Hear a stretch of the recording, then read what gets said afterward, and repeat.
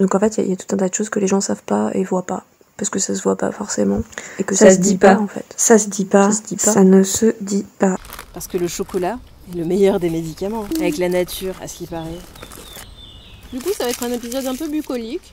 Vous entendez les oiseaux.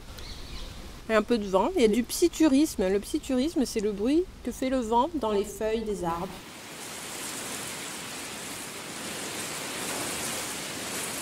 Ça se dit pas? Ça se dit pas. Les médicaments. Les médicaments.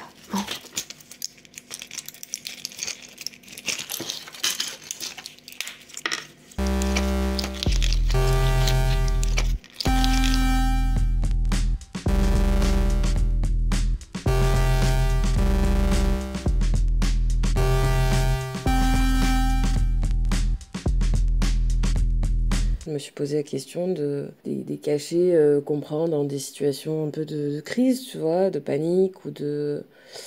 qui calment en fait, hein, qui t'atomisent un peu le cerveau, quoi. Je me suis posé la question en fait de qu'est-ce qui est le plus néfaste pour le cerveau? Est-ce que c'est faire des crises, tu vois, nerveuses de dingue qui créent des lésions dans le cerveau, hein. Clairement, ça a été prouvé, quoi, que l'anxiété et les hormones de stress et tout ça, ça crée des lésions dans le cerveau. Qu'est-ce qui est le plus dangereux, ça ou finalement prendre un cacheton de temps en temps Mais bon, le problème, c'est que ces cachetons-là, souvent, c'est des benzos et il peut y avoir de l'addiction, il peut y avoir... Enfin, voilà, c'est... Puis bon, moi, généralement, en fait, la seule fois où j'en ai pris, bah, ça, encore une fois, moi, ça m'a fait pareil, l'effet inverse, ça m'a augmenté l'anxiété, en fait. Donc, mais est-ce que c'était le cachet en lui-même qui m'augmentait l'anxiété ou est-ce que c'était le fait que bah, prendre un cachet, ça me fait perdre le contrôle aussi. Voilà, il y a aussi ça, mais je sais pas. En tout cas, la question des traitements, c'est quand même super délicat, c'est super angoissant, c'est super... Moi, actuellement, je prends un traitement. Je prends même 3 médicaments par jour. Le lithium comme stabilisateur et puis du séroplex le matin aussi qui est un antidépresseur. Et le soir pour dormir, pour arrêter mon cerveau en fait de penser et de ruminer, je prends du tertian. Mais voilà, c'est un... Le tertian, c'est quoi? Le tertian, c'est... Attends, je veux pas dire de conneries, c'est quoi déjà? C'est un antipsychotique. Un antipsychotique, je crois, c'est voilà. ça. Mais qui est beaucoup utilisé notamment en psychiatrie pour sédater, parce que voilà, il a une action sédative un peu, ouais. assez importante, voilà. Mais en sachant que moi, tous ces médicaments, je les prends à des dosages quand même très bas, en fait. Je prends vraiment le minimum. Bon, pour le lithium, de toute façon, il faut vérifier tous les 6 mois à 1 an le taux de lithiémie dans le sang, et puis il faut être dans la fourchette thérapeutique pour que ça fonctionne. Mais voilà, je suis vraiment je suis au plus bas de la fourchette thérapeutique. Voilà, je suis à 5 mg de séroplex, qui est vraiment rien. Enfin, à chaque fois que je dis ça à mes soignants, ils me disent mais c'est comme... Enfin, T'avais essayé, non, de passer à moins encore que ça? Alors le séroplex, moi j'ai essayé de l'arrêter, parce que je m'étais dit justement, vu qu'il y a le lithium qui fait effet régulateur, est-ce que ça sert vraiment à quelque chose de prendre encore l'antidépresseur? Et en fait, je n'ai jamais réussi à l'arrêter, parce qu'à chaque fois que je l'arrête, je me sens déséquilibrée en fait. Donc voilà, c'est toujours un peu comme ça aussi par rapport aux médicaments. On cherche toujours le moins pire et on cherche en fait le bénéfice-risque. Et moi, par rapport au bénéfice que ça m'apporte et à l'équilibre que ça peut aider à apporter dans ma vie, je me suis dit, bon ben voilà, pour l'instant en tout cas, je continue le séroplex, je suis à 5 mg, c'est un dosage vraiment ridicule. Plus le lithium et plus quelques gouttes de tertian pour dormir le soir. Et comme ça, ça me permet d'avoir une vie quand même... même si j'ai des difficultés, même si voilà, il y a tout ce qui est sensoriel, surcharge, qui est lié à l'autisme. Par ailleurs, ça me permet quand même d'avoir, on va dire, une sorte de base à peu près stable et qui reste stable et qui m'évite de partir comme avant dans des émotions vraiment très très intenses et très très compliquées à gérer au quotidien, quoi. Mais du coup, tu as mis du temps à trouver aussi, j'imagine, les bonnes molécules. les bons dosages. Enfin, ça fait longtemps, du coup, non? Ça fait combien de temps que tu prends des traitements, en fait? En fait, c'est pour ça que je te disais qu'on n'a pas forcément un rapport très différent. C'est que moi, avant de trouver cette combinaison, j'avais eu plutôt une très très très mauvaise expérience avec les médicaments. J'ai commencé à prendre des anxiolytiques, c'est les premiers médicaments que j'ai pris, anxiolytiques antidépresseurs à 15 ans. D'ailleurs, je trouve que je trouve que les psychiatres ont quand même la main. Je suis allée voir un psychiatre et quasiment à la deuxième séance, je partais avec une ordonnance, quoi. Ce que je trouve quand même à 15 ans. Moi, un des derniers psychiatres que j'ai vu m'a quand même dit au bout de 2 minutes, ouh là là, c'est quoi ces émotions? Ouh là là, il va falloir prendre quelque chose pour les calmer, sinon on ne pourra pas travailler. Hein. Ouais, moi je trouve que globalement les psychiatres ont le médicament facile et avant même d'essayer de trouver d'autres solutions. Alors effectivement ils veulent soulager quand il y a une grosse souffrance, parce que le médicament est fait pour ça, hein, notamment aussi. Mais à 15 ans, je trouve que faire repartir un gamin avec une ordonnance... Mais un psychiatre est là pour soigner les symptômes. Hein. Donc lui, il voit des symptômes, et c'est un médecin. Hein. C'est ça, voilà. Il pense, symptômes, médicaments, en fait. Hein. Les psychiatres, c'est ça. Hein. Sauf que moi, à 15 ans, les anxiolytiques, en fait, à un moment donné, j'en ai pris plus que de raison. Je m'évanouissais au lycée, mes parents étaient obligés de venir me chercher. Enfin, j'ai fait des tentatives de suicide, en fait, aussi, aux médicaments à partir de cet âge-là, à partir de, plutôt, on va dire, 16-17 ans. Je crois que je fais ma première vraie tentative de suicide à 17 ans, avec des médicaments. Et après, il s'en est suivi. J'ai fait mes premières hospitalisations aussi autour de la vingtaine. Et puis là, j'ai eu vraiment des traitements lourds en psychiatrie, vraiment très, très assommants. On m'a sédaté pendant 2 semaines aussi. Donc vraiment l'artillerie lourde, quoi.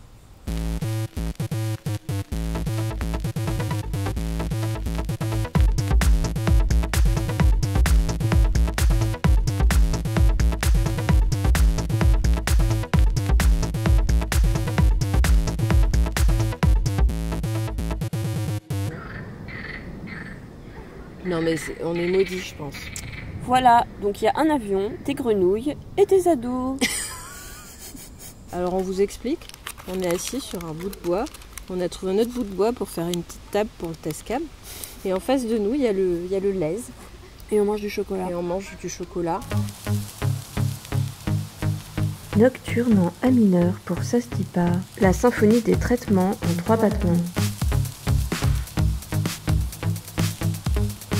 Ça se dit pas, 30 mg par jour, ça vous évitera des détours. Et tu vois, toi, t'es passé par plein de... T'as testé différentes molécules, t'es passé par différents états, machin, et maintenant t'as trouvé un truc qui te convient.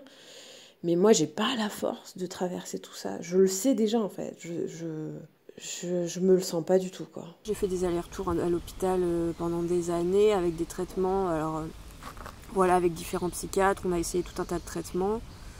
Mais il n'y a rien qui vraiment... Moi, j'avais énormément d'effets secondaires. J'ai eu des médicaments, il y avait une prise de poids importante, des gros problèmes de concentration, des impatiences aussi. Alors ça, c'est horrible, c'est terrible. Des impatiences? Ouais. C'est-à-dire que tu as tout ton corps qui bouge, enfin qui veut bouger en fait. Et puis en fait... tu vois, j'essayais d'aller me promener, on partait en balade avec ma famille, et puis en fait, ça allait pas, je tenais pas en place, il fallait faire autre chose, et puis on essayait d'aller au cinéma, et puis en fait, ça allait pas, et puis c'était horrible, j'étais mal tout le temps, j'étais bien dans aucune situation. C'était vraiment affreux, ça, c'est les impatiences, c'est vraiment un des effets secondaires des médicaments que je trouve assez terrible.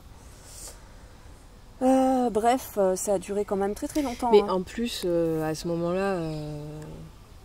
En fait, tu savais pas... Enfin, au début, on pensait qu'il y avait de la bipolarité, puis après, borderline, et puis, tu sais, il y a aussi l'errance diagnostique aussi qui fait que, en fait, on donne des traitements, mais on sait pas vraiment... Oui, alors en sachant... Mais en plus, le lithium, en fait, on te l'a pas proposé au moment où on t'a diagnostiqué bipolaire. En fait, il faut savoir que généralement, les soignants sont plutôt réticents à prescrire le lithium, notamment à des patients jeunes. Ouais, ok. Parce que... à cause des effets... Voilà, c'est un médicament qui peut avoir des gros effets secondaires, notamment sur les reins et la thyroïde. Donc, c'est vrai qu'ils préfèrent... Sauf que moi, les autres médicaments, je ne les supportais pas, en fait. Ils me rendaient ouf, ils me rendaient dingue. J'ai eu des médicaments qui m'ont donné envie de me flinguer, de me suicider, de vraiment, j'étais prêt à sauter par la fenêtre à cause du médicament. Horrible. Vraiment. Et puis, des fois, des soignants qui font pas la différence, qui pensaient que j'étais en phase maniaque parce que je partais dans tous les sens, alors qu'en fait, c'était dû aux médicaments, en fait. Il y a aussi le truc de... Mais comme ils me connaissaient pas, tu vois, ils pouvaient surtout pas... que, en fait, quand on est autiste et qu'on rentre en surcharge, en fait, moi, c'est une des craintes que j'ai par rapport aux médicaments, c'est des effets, en fait, que ça provoque dans mon corps. Et déjà, moi, dès que je sens un changement au niveau... quel que soit le niveau, au niveau de mon corps, au niveau de mes émotions, quel que soit le changement, en fait, que je peux percevoir, même tout petit, ça me fait rentrer en surcharge ou en panique, en fait. Donc, je me dis, mais prendre des médicaments... Moi, je sais qu'à ce niveau-là, il y a des médicaments qui m'ont fait paniquer parce qu'il y avait des effets genre de tachycardie, voilà, des trucs vraiment cardiaques où là, tu sais vraiment, ça fait vraiment peur, quoi. De toute façon, quand les effets secondaires sont... Moi, c'est le problème que j'ai eu pendant longtemps, c'est que les effets secondaires étaient plus importants que les supposés bénéfices, en fait. Ça me stabilisait pas vraiment, et c'est ce qui a fait d'ailleurs que par la suite, donc j'ai arrêté tout. T'as tout arrêté? J'ai tout arrêté. Au bout d'années, ça a duré quand même. J'ai essayé à peu près tous les médicaments de la psychiatrie. Putain. Tous les thymorégulateurs, les anxiolytiques, cobaye. Franchement, j'en ai essayé un bon paquet. Et à un moment donné, j'en pouvais plus. Tu m'étonnes. Et puis même les gens qui me connaissaient, je me souviens de mon père qui me disait mais je te reconnais pas, t'es plus toi. Ah ben ça, c'est ma plus grosse crainte, je crois. Avec les alors je comprends ce qu'il voulait dire, mais oui, ce que je voulais dire aussi, c'est qu'en psychiatrie, en gros, il y a 3 molécules. En fait, c'est toujours les mêmes molécules qu'on utilise. En fait, on a assez peu de marge de manœuvre. De marge de manœuvre, en fait. Mais ce qui est sûr, c'est qu'en hospitalisation, les médecins ont la main beaucoup trop lourde. Mais après, tu vois, tu parles de sensations, sans parler des émotions, en fait, ne serait-ce que les sensations. Moi, quand je prends un médicament et que je sens qu'il y a un effet et je ressens quelque chose que je connais pas, c'est la panique. En fait, dès que j'ai quelque chose qui change sur mon corps, c'est la panique. Et ça, je pense que c'est lié à l'autisme. Et du coup, de changer mon fonctionnement ou mes ressentis ou ou ma réaction face à certaines choses, ça me fait peur aussi, en fait. Donc, après, je sais aussi qu'il y a des appréhensions qui tomberaient si j'essayais de prendre des médicaments, certainement, et certainement d'autres qui viendraient et auxquels j'aurais pas pensé. Mais c'est ça, tu vois, en fait, non, ça me fait trop peur, quoi. Mais je sais qu'il y a des choses que j'ai pas essayé, en fait, de mettre en place dans ma vie, sans parler de traitement, tu vois.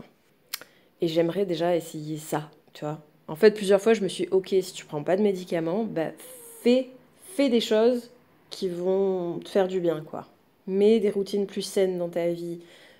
Mets-toi dans tes intérêts, mais c'est pas facile, quoi. Mais je sais que si j'arrivais à mettre certaines choses en place, déjà ça irait mieux, en fait. Et je sais qu'il y a des psychiatres qui vont me dire, vous voyez, prendre un traitement, peut-être que ça pourrait vous aider à mettre ces choses-là en place. Et peut-être.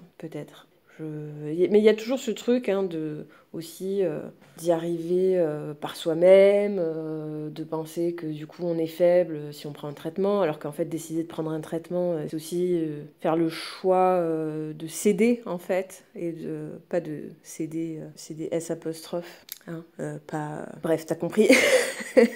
Enfin, c'est faire le choix de prendre soin de soi, en fait. Mais non. Et j'ai aussi un truc...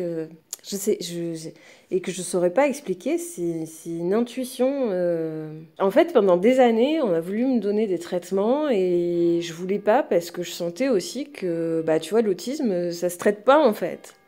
Et moi, je sentais qu'il y avait un fonctionnement qui... Voilà, c'était moi. Et je dis pas que les autistes n'ont pas besoin d'antidépresseurs ou de traitements, tu vois, mais c'est pour traiter autre chose, c'est pas pour traiter... Moi, j'avais vraiment l'impression qu'on voulait me donner des médicaments pour quelque chose qui est juste mon fonctionnement, en fait. Et du coup, tu vois, je comprenais pas, quoi, en fait. Et c'est pour ça que je m'y suis toujours refusée. Et c'est pour ça que je m'y refuse toujours aussi. Alors que je sais qu'il y a des choses qui pourraient être traitées chez moi, en fait. Mais, ouais, bon, bref. Ça me saoule. En vrai, ça me fatigue. Ça me fatigue de devoir me poser ces questions. Ça me fatigue d'avoir de l'anxiété, de devoir me demander tous les jours comment je fais pour gérer mon anxiété. En fait, ça me fatigue de devoir la gérer. Ça me fatigue tout ça. Ça me fatigue tellement.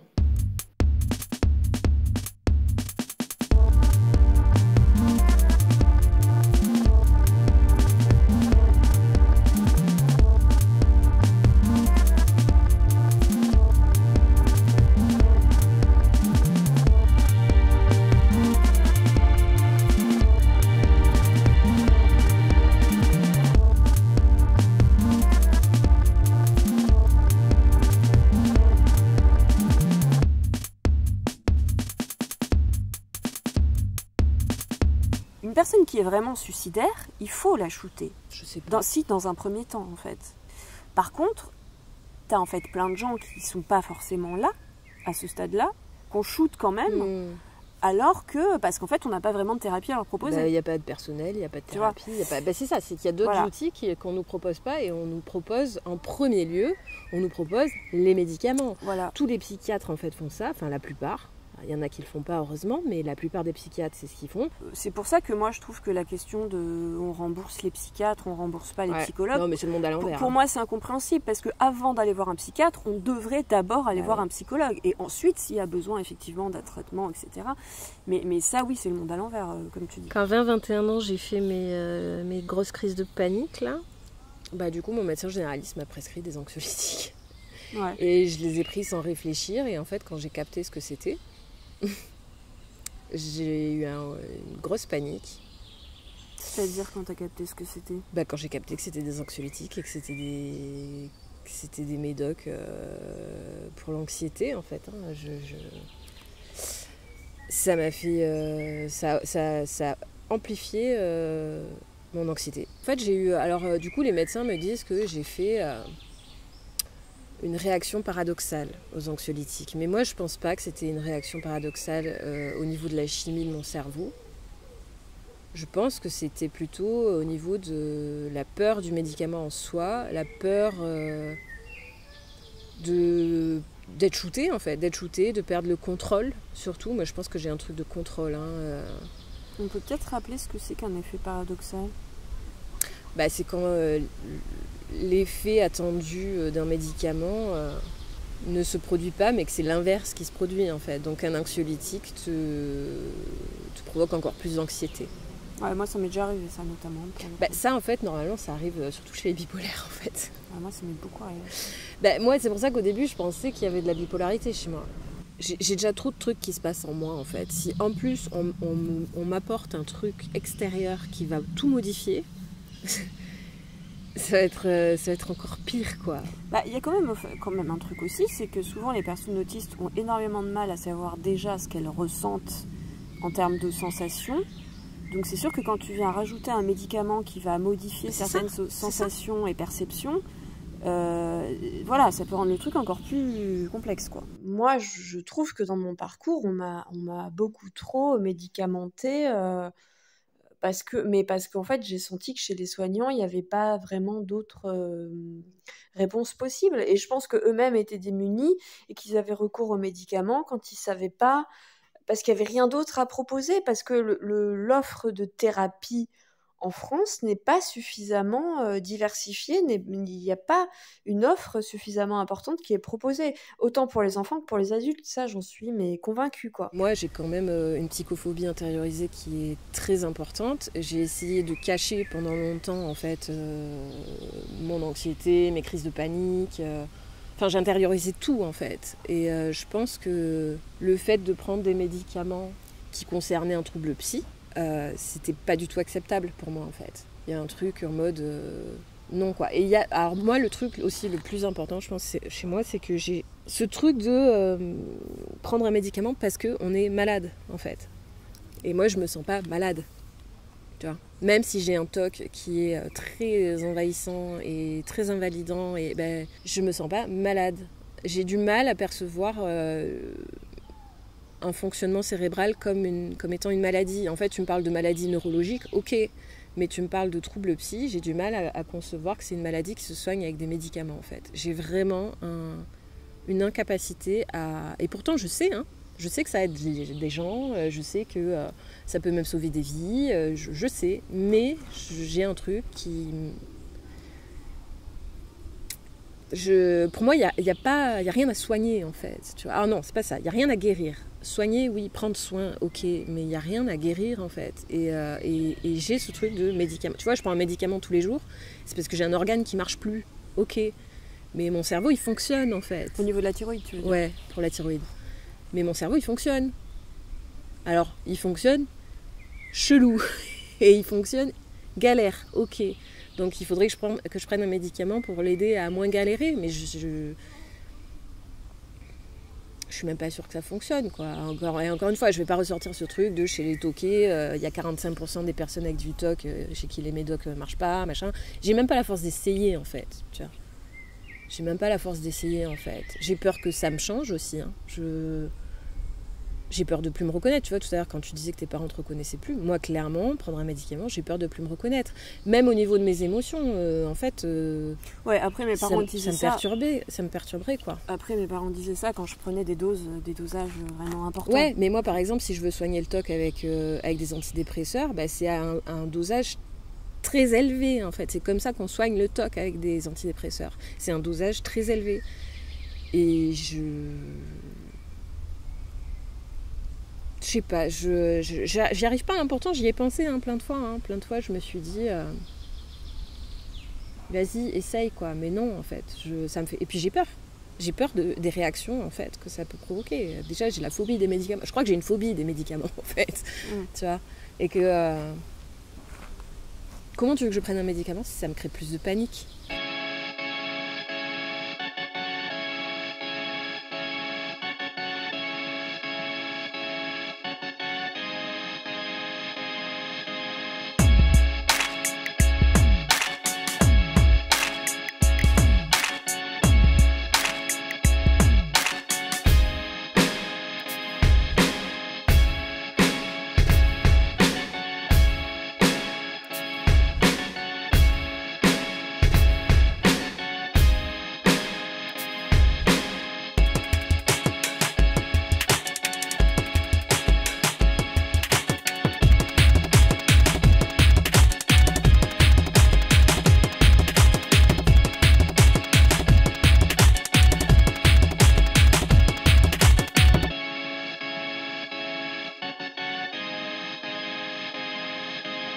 Mais en fait, tu vois, moi, c'est marrant, ce qui m'a beaucoup posé problème dans le fait de prendre un médicament, et puis potentiellement à vie, ou en tout cas à de nombreuses années, c'est que en fait, je pense que ça, c'est peut-être un truc qui est commun aux personnes autistes, ou en tout cas, je sais que c'est commun à nous deux, c'est ce rapport à la vie, en fait, et aux sensations. Et moi, ça, c'était très compliqué de me dire, je vais modifier ça, alors que le rapport que j'ai aux émotions, aux sensations, à la vie, voilà, c'est moi, c'est mon identité, c'est ce qui fait moi. Et c'est un peu trompeur, en fait.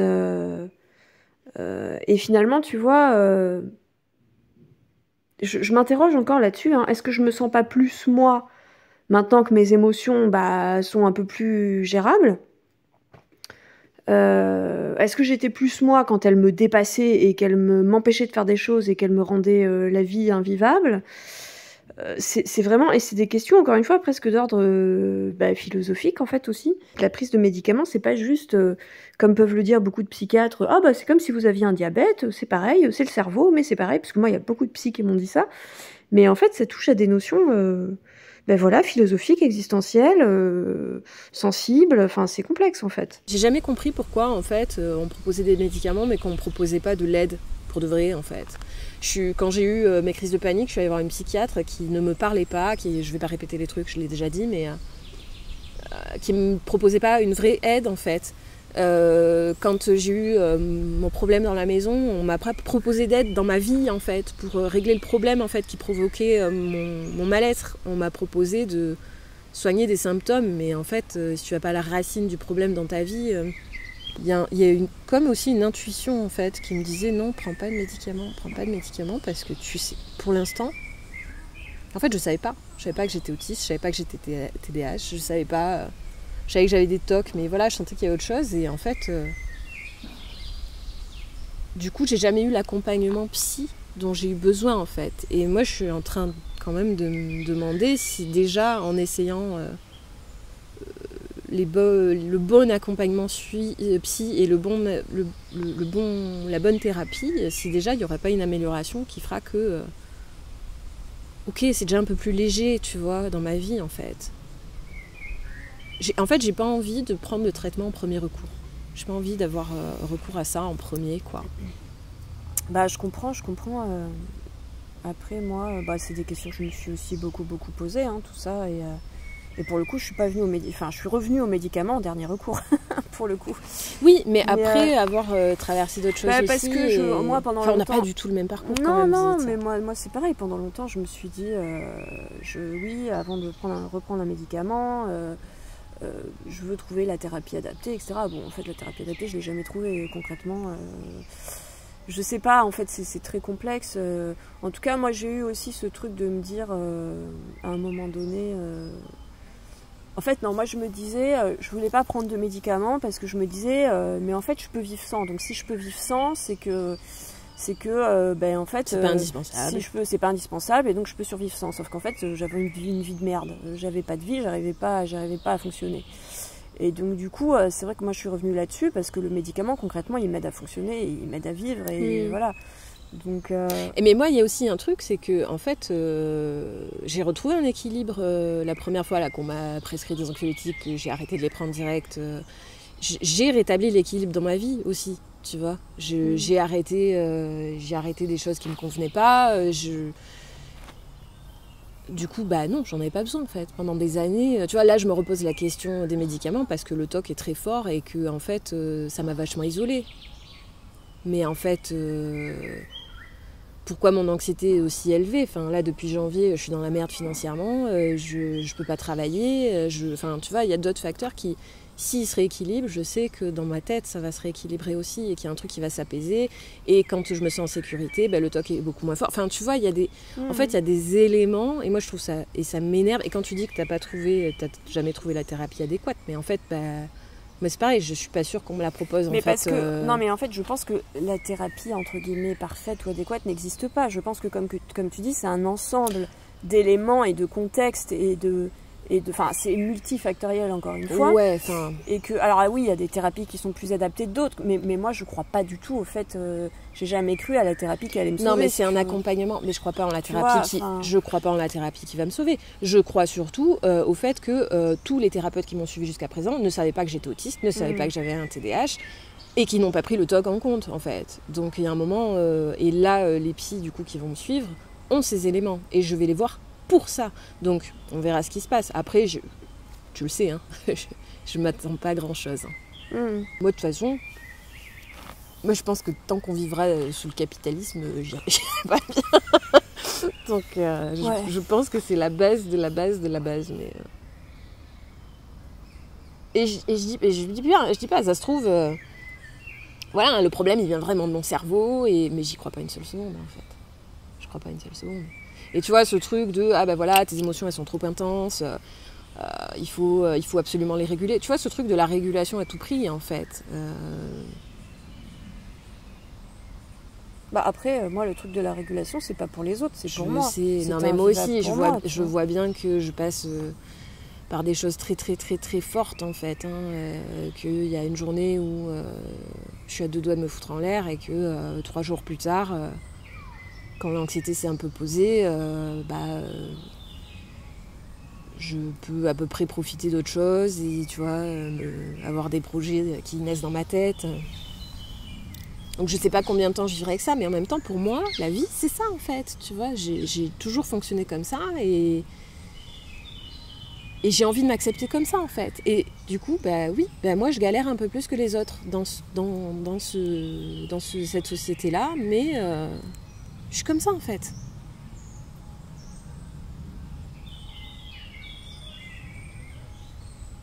Je sais pas à quel point j'ai envie de changer, tu vois, qui je suis en fait. Parce que moi j'ai l'impression que prendre des médicaments ça va changer qui je suis, parce que ça va me réguler. Et il y a un autre truc aussi, c'est que les émotions ça protège en fait. Moi je sais que en fait voilà, ça c'est une autre peur que j'ai peur que de plus avoir les informations dont j'ai besoin quoi. les signaux dans mon corps d'un danger et à traiter le... Alors oui, moi j'ai l'impression d'avoir toujours un danger, mais je me dis si je traite ça chez moi, du coup j'ai l'impression que je serai plus du tout alerte en fait, que je verrai aucun danger, Enfin tu vois, c'est moi, je suis un animal sauvage aussi en fait, tu vois, j'ai vraiment l'impression d'être... Ouais, après, moi personnellement, le fait de prendre un traitement, j'ai pas du tout l'impression que ça m'empêche de ressentir des choses comme ça en fait, par exemple. Ouais, mais on n'a pas le même trouble. Non, je sais, mais en tout cas... Enfin, moi, les TOC, c'est vraiment... en fait, je vois des dangers tout le temps, partout, quoi. Mais je suis pas sûre qu'un traitement, ça fera que... Oui, ça, je sais pas. Je sais pas. Je sais pas à quel point ça peut rééquilibrer. Et en même temps, clairement, oui, si j'essaie pas, je pourrais pas savoir. Mais j'ai pas envie d'essayer, en fait. Ça me saoule, en fait. Il y a un truc aussi qui me fatigue là-dedans, tu vois. J'ai l'impression que c'est une charge supplémentaire, quoi.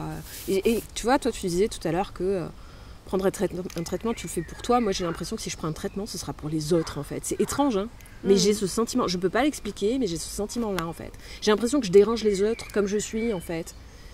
J'ai tellement tu qui j'étais pendant des années et des années que j'ai l'impression que prendre un médicament, ça va continuer ce truc-là, en fait. J'ai l'impression que ça va dans la continuité. Ça se trouve, je me trompe complètement et ça m'aiderait peut-être à être qui je suis vraiment. Et c'est ce que tu décris, d'ailleurs, hein. Voilà, comme je te disais, moi j'ai eu aussi énormément de mauvaises expériences, mais bon, j'ai trouvé celle qui me convient. Ouais, combien de temps ? Oui, après moi j'ai commencé jeune, hein. Je me suis fait en psychiatrie assez jeune aussi, hein. Et puis bon, j'avais des gros comportements suicidaires.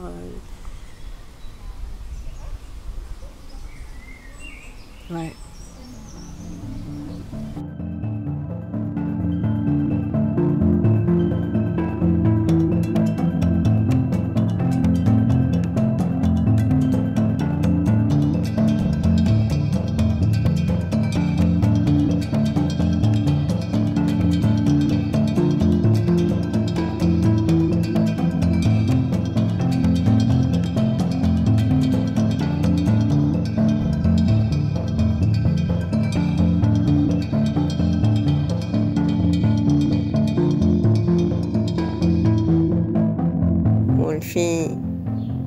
Il fait chaud. C'est la lutte estivale. Il fait chaud et demain, il fera encore plus chaud. Ça se dit pas ? Toujours plus de joie. Face un peu à l'échec de toute cette prise de médicaments et surtout du ras-le-bol des effets secondaires et voyant que malgré ça, j'allais pas mieux, en fait, c'est surtout ça, j'ai tout arrêté. Je suis aussi... c'est une période où j'étais de toute façon revenue vivre chez mes parents, donc quelque part ça m'a permis aussi de... ça, c'est-à-dire le fait qu'il y ait un cadre quand même autour de moi, bon. Ça t'a aidé à te réguler? Ah je pense que c'est hyper important parce que je pouvais pas vivre seule. J'ai essayé, hein. J'ai dû arrêter mes études, j'ai essayé de les reprendre. J'étais aux Beaux-Arts d'Avignon, donc j'avais essayé de reprendre un appart à Avignon avec un nouveau traitement et tout, et en fait j'ai absolument pas réussi. J'ai fait un épisode psychotique à l'école, ça s'est très mal terminé, enfin bref. Donc du coup, mes parents qui étaient désemparés, les pauvres, et qui savaient pas trop quoi faire de moi, en tout cas voilà, ils m'ont pris chez eux. Et ça a été extrêmement dur pour eux, je pense. Enfin, c'est pas je pense, c'est sûr d'ailleurs. Et en fait, pendant des années, j'ai refusé les médocs et je me suis renfermée. C'est-à-dire que petit à petit, j'ai arrêté de sortir. Ma phobie sociale s'est vraiment amplifiée. Après, pardon, je te coupe, mais est-ce que le fait que justement on propose un peu comme solution les médicaments quand tu vois que ça fonctionne pas, est-ce que du coup aussi il n'y a pas une sorte de, tu vois, de découragement. Découragement, et puis tu te dis putain, c'est l'impasse quoi en fait. Oui, et puis en fait, parallèlement aux médicaments, j'essayais de trouver d'autres solutions quand même, oui, de thérapie, parce que c'est des années pendant lesquelles j'ai vu des psychologues à l'hôpital, etc. Donc j'avais quand même je faisais un travail thérapeutique à côté, mais bon, moi, avec le recul aujourd'hui, je pense qu'il y a un vrai dérèglement émotionnel chez moi, peut-être même un trouble de l'humeur. De fait, le lithium fonctionne vraiment très très bien. Oui, après encore une fois, on sait que le lithium a des effets sur certaines personnes autistes voilà. aussi. Alors il y a ça aussi. Il y a ça aussi. Et mon autisme, pour le coup, même si je n'ai pas de diagnostic officiel, je n'en doute pas. En fait, il y a tellement d'éléments. Voilà. N'est-ce pas la grenouille ? La grenouille confirme. Voilà. Ça y est, t'as fini ? Ouais. Voilà, donc pour terminer, donc je suis restée quand même des années sans traitement à vivre chez mes parents et à vivre vraiment de façon assez recluse. J'ai beaucoup peint, je peignais énormément. Alors j'arrivais quand même à faire, j'arrivais à faire une petite expo de temps en temps.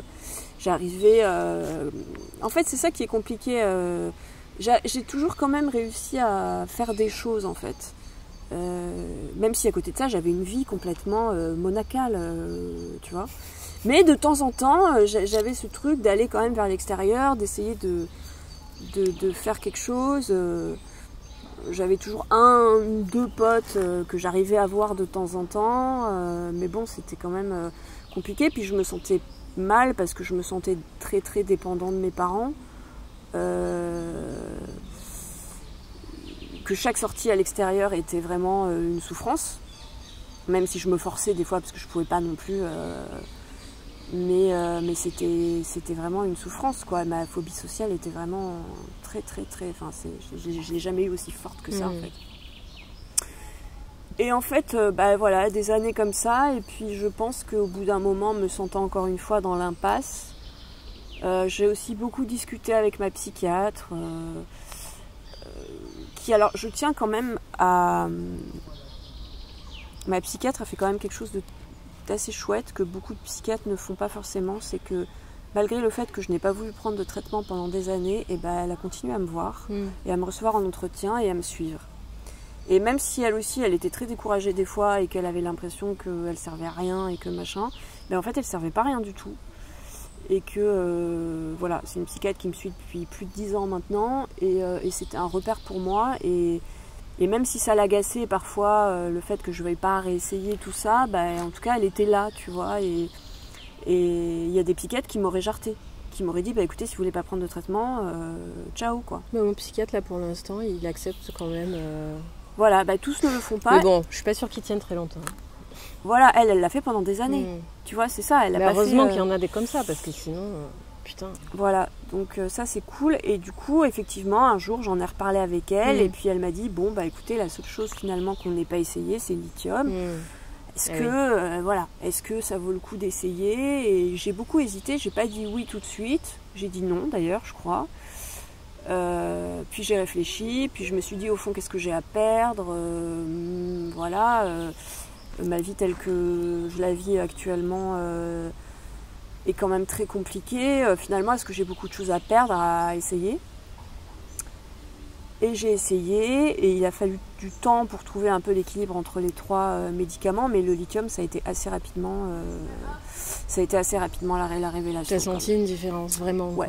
Quoi. Du coup, au niveau de ton humeur, en fait, au niveau des émotions, de l'intensité des émotions, c'est ça? En fait, ce que je dis souvent, et c'est vraiment ça l'impression que j'ai, c'est que, évidemment, j'ai encore des variations d'émotions. Je suis quelqu'un qui a des émotions quand même très intenses aussi, à la base.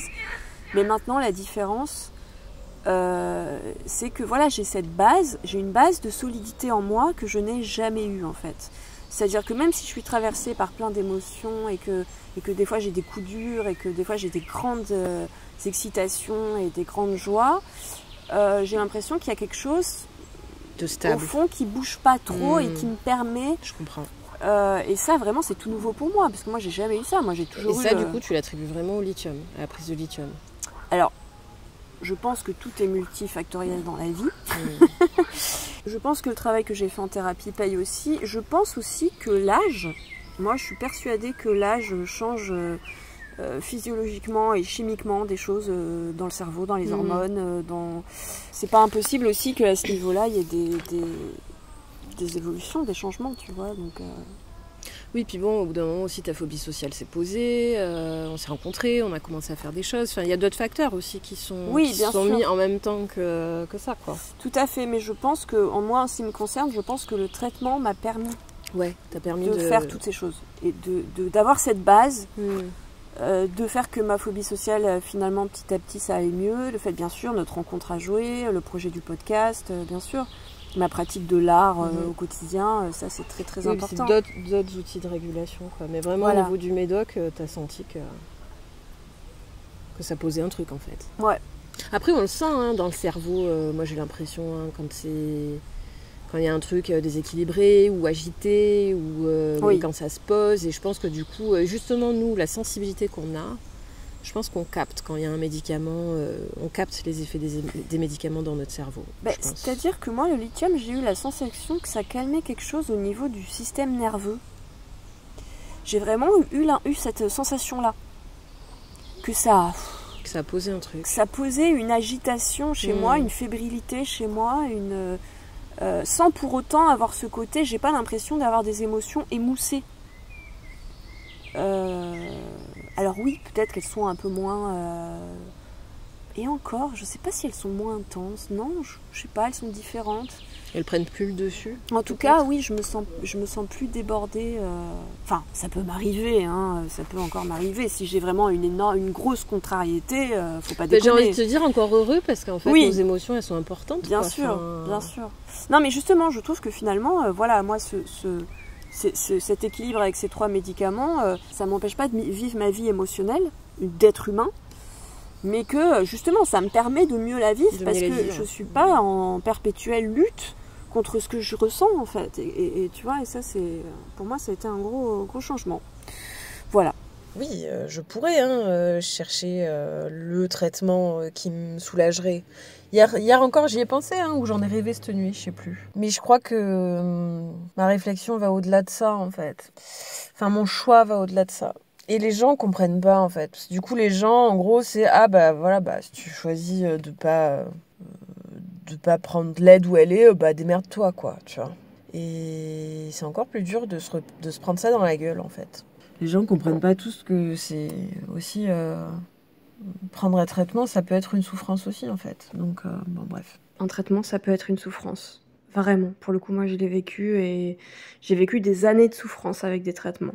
Et j'ai aussi vécu l'inverse. Enfin, je vis l'inverse aujourd'hui. Le médicament, tel qu'il est utilisé en psychiatrie à l'hôpital, est aussi un outil de violence, en fait. Alors, je sais que ça ferait bondir énormément de soignants que je dise ça, parce que le médicament, c'est quand même avant tout utilisé pour diminuer la souffrance, chez les patients, et c'est le cas aussi. C'est-à-dire que ça pose la question, c'est toujours pareil, à partir de quand on considère qu'un patient est trop agité, à partir de quand on considère que il est capable de décider pour lui-même ou pas. Oui, mais le médicament, ça peut aussi être un outil de répression, de silenciation dans un système de domination où on a besoin de contrôler les corps et les cerveaux, en fait.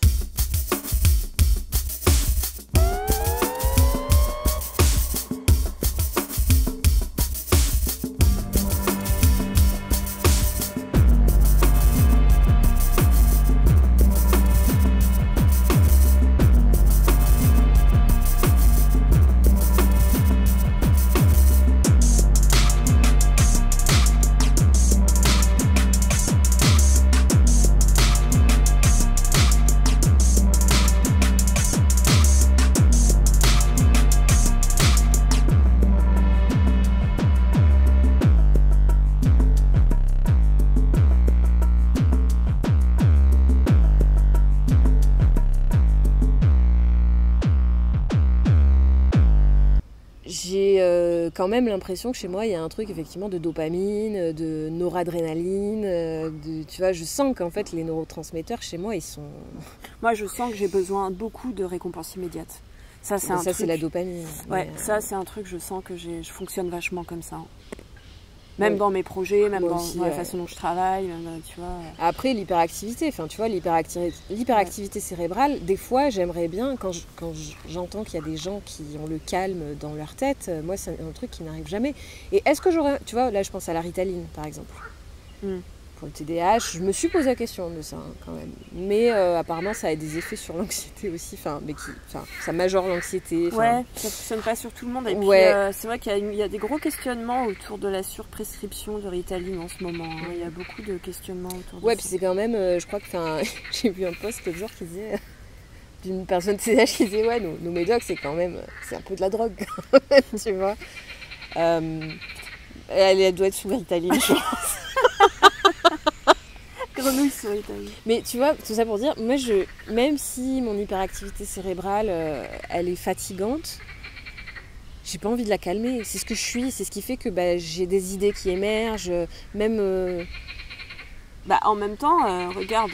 Moi, je prends un médicament, sinon je dormirai pas. Je dormirai jamais, en fait. Moi, je dors pas, naturellement. Moi, je dors très mal. En fait. Et en même temps, ça m'empêche pas du tout. Enfin, le fait de pouvoir dormir me permet justement la journée d'avoir des idées, de créer. Et ça m'enlève pas. Ça m'enlève pas ma créativité. Je pense que moi, j'ai vraiment un truc, encore une fois, où je rejette qui je suis depuis tellement d'années et que j'ai envie de laisser libre cours à... toute l'anxiété que j'ai cachée en fait pendant tant d'années. Ouais, je comprends. Tous mes fonctionnements atypiques que j'ai cachés. Alors, mon hyperactivité, je ne pouvais pas la cacher. C'est le seul truc que j'ai jamais réussi à cacher. Et même, tu vois, mon côté... on voit souvent que je suis un clown et qui fait rire les gens et machin, nana, mais en fait, je suis quelqu'un de très, très, très, très dark, au fond. Même si, j'ai quand même... un côté très très très très sombre et très très très très triste, et ça je crois que c'est la chose que je cache le plus. Et je crois que j'ai besoin d'un, tu vois, j'en sais rien, ça se trouve les médicaments j'y viendrai dans quelques années ou même quelques mois, hein, j'en sais rien, hein. Mais pour l'instant je crois que j'ai trop besoin de me laisser être qui je suis en fait, même si c'est quelqu'un qui est dans les extrêmes et qui souffre énormément et qui...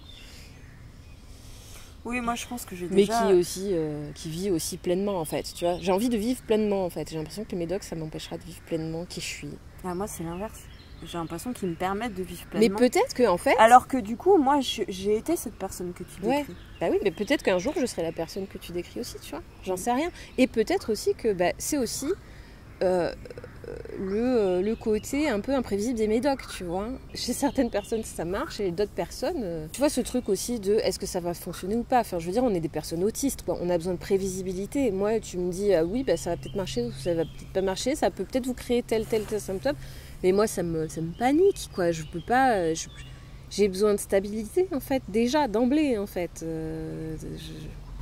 Ça me fait trop peur en fait.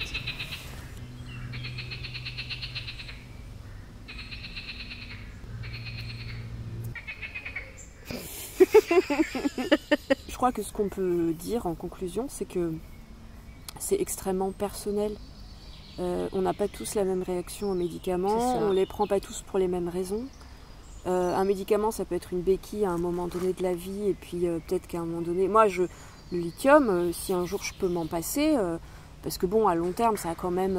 même si c'est des contraintes, quoi, vachement quand même. C'est des contraintes, et puis en fait, même si je fais des contrôles et que pour l'instant tout va bien, c'est quand même dangereux. À long terme, sur les reins, tout ça, donc est-ce qu'un jour peut-être je pourrais m'en passer? Enfin, prendre un traitement, ça ne veut pas forcément dire aussi qu'on le prendra toute sa vie, en fait. Je crois qu'il faut aussi arrêter ce truc-là où des fois on peut se bloquer là-dessus. Moi, je sais que je me disais oui, je ne veux pas prendre un médicament toute ma vie, mais en fait, rien ne me dit que je le prendrai toute ma vie, en fait. Après, un truc qu'on n'a pas évoqué aussi, c'est... il y a quand même plein de personnes qui sont suivies en psychiatrie qui ont aussi des addictions, quoi. Tout à fait. Et les traitements médicamenteux et certaines substances vont pas ensemble. Après, tu vois, moi je dis, j'ai jamais pris de médoc, mais en fait, de mes 11 ans à 27 ans et de mes 30 à 33 ans, j'ai fumé des joints... J'ai fumé beaucoup de joints, quoi, et ça me faisait... Et je pense que c'était une façon de calmer mon hyperactivité. C'était une sorte d'auto-médication pour le TDAH, hein, je pense, qui n'a pas du tout marché, d'ailleurs. Bon, il y avait le truc aussi de bulles et de sociabilité aussi, je pense que c'était en lien avec l'autisme, mais... le cannabis, l'alcool, hein, on dit souvent que l'alcool est le premier antidépresseur. Ouais, alors qu'en fait, ça induit de la dépression. Alors, et ça induit surtout une instabilité émotionnelle, c'est-à-dire que sur le moment, on va avoir la sensation que ça soulage, Mais en fait, à long terme... les pétards, c'est pareil. Hein. En fait, ça amplifie la sensibilité. Plus, quand tu fumes, alors que ton cerveau n'est pas fini, voilà. Sans compter que ça crée d'autres problèmes au niveau de la santé pulmonaire, machin, voilà. Comment trouver cet équilibre? Enfin, moi, connais des personnes qui ne prennent pas de traitement parce que... oui, mais en fait... Parce qu'ils ont une addiction importante. Oui, et moi, j'ai envie de dire, je connais, et moi, ça me paraît un peu absurde. Je pense à quelqu'un que je ne citerai pas, qui a des troubles psy importants et qui dit non, moi je veux pas, qui rejette un traitement, je ne veux pas de médicaments, je veux pas mettre de la merde dans mon corps, alors qu'il se met des litres d'alcool et qui fume à n'en plus pouvoir, et que son corps, et que à cause de ses addictions, il a développé des troubles très importants, dont des TOC notamment, mais pas que. Une paranoïa, enfin tu vois. Il y a aussi parfois ce paradoxe de personnes qui refusent le traitement par peur c'est de la merde, ça va mettre de la merde dans mon corps, c'est chimique et tout, et qui à côté de ça se foutent plein de toxiques. Se foutent plein de merde dans le corps. Après tu vois, ça j'en avais parlé avec une psy, et quand même il y a un truc on fait ce qu'on peut aussi en fait. Non mais en tout cas c'est pas un jugement, mais ce que je veux dire c'est qu'il peut y avoir une certaine absurdité. C'est contradictoire. Non mais bien sûr. Hein. Alors pour nos auditeuristes autistes et hypersensibles, on s'excuse pour la grenouille. On s'excuse, mais en fait voilà, c'est comme ça. On a décidé de faire cet enregistrement comme ça. En fait, il y a deux choses. Il y a effectivement l'injonction sociale à pas trop dépasser, voilà. Encore une fois, qui est en lien avec ce truc d'être productif, rentable, de pas bien élevé, machin. Et après, il y a le fait d'éprouver dans sa vie des difficultés et voilà, et je crois que ça c'est deux choses, il faut avoir conscience un peu des deux choses.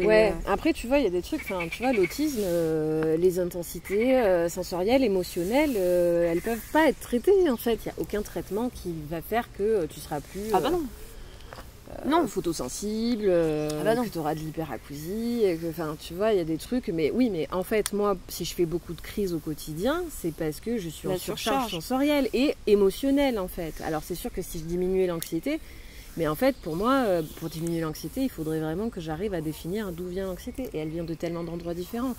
Je sais pas, le cerveau c'est complexe, hein, et puis l'environnement, quoi. Je sais pas, quand est-ce qu'on soigne quand est-ce que la société, quand est-ce qu'on vit dans un monde plus juste et quand est-ce qu'on nique ces oppressions et ces déséquilibres de pouvoir, et enfin ça a quand même un gros impact sur la santé mentale. Oui, tu vois, et ça, je suis désolée, mais ça, c'est pas mis en avant. Et je trouve ça dingue, quoi. C'est la première chose qui devrait... Enfin, tu veux parler de bien-être, mais ok, parlons de bien-être. Le bien-être est relié à la vie dans un contexte, dans un environnement, dans une société. Donc, il y a un moment, en fait, ok, c'est du foutage de gueule, tu vois. Non, on va vous foutre du cachet dans la gueule. Enfin, moi, j'ai quand même un côté qui me dit ça, tu vois. Alors là, je parle pas de rapport individuel au traitement et de choix personnels et de machin. Je parle d'un truc, quand même, la psychiatrie, je suis désolée, mais il y a un truc, on t'assomme la gueule pour que tu fermes ta gueule et que tu réfléchisses pas, quoi. Oui, comment on traite les fous, non mais... Chemical chimique. Non mais c'est ça, tu vois, T'as vu le reflet de l'arbre, quand même, ça crée un truc...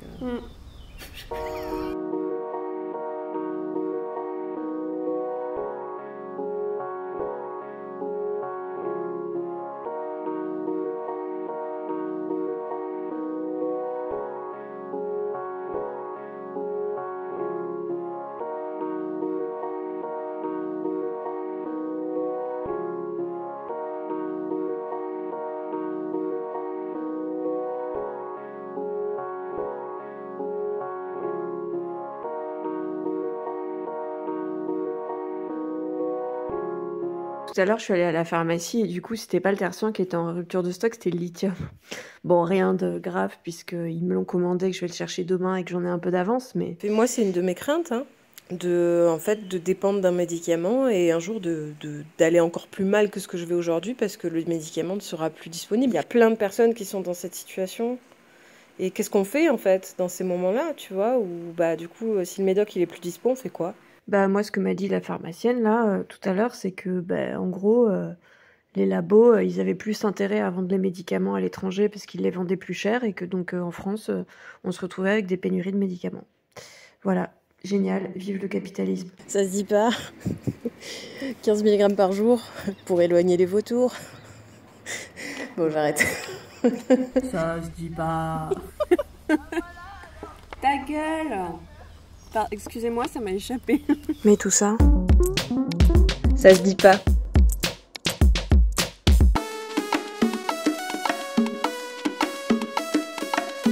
Oui, j'ai compris après qu'il y avait rien à comprendre. Je suis le doute qui est en toi. Auriez-vous des cerveaux à vendre ?